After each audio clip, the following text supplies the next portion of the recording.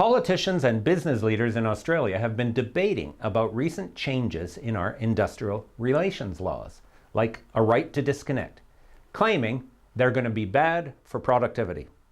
Well, guess what? These folks have to go back to primary school and learn some basic maths. Australia's Parliament recently passed an important new law, the right to disconnect. It will protect workers against being contacted frequently outside of regular working hours, on the evenings or on the weekends, except for reasonable reasons like an emergency or a roster change.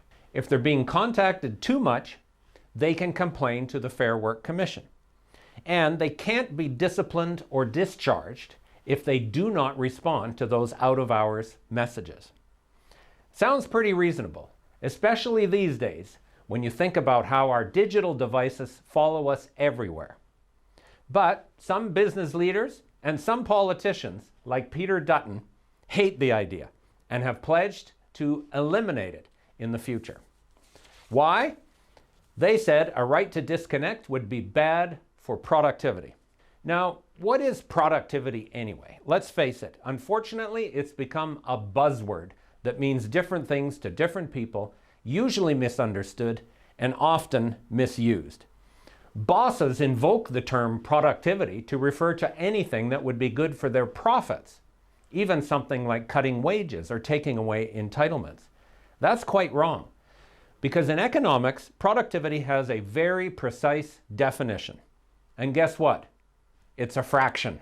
The numerator measures total output produced by workers in a day or a month or a year.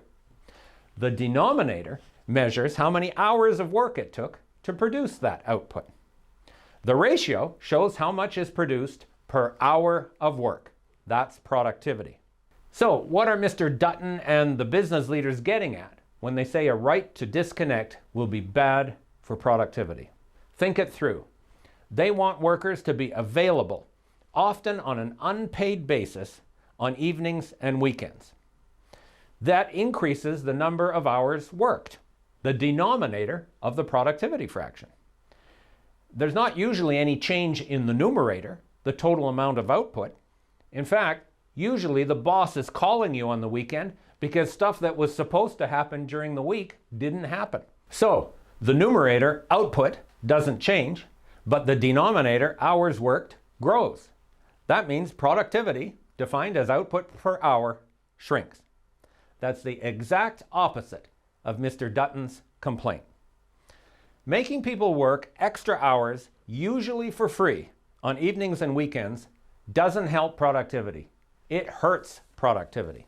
There are lots of ways to increase productivity that make sense, both economically and mathematically. We could raise the total amount of output by growing the economy or producing more sophisticated, higher value products. Or we could reduce the number of hours it takes to produce that output through technology and skills and automation. But you can't increase productivity by treating workers like a cheap throwaway input, something bosses can call on 24/7, often without even paying for it. The mathematics are clear.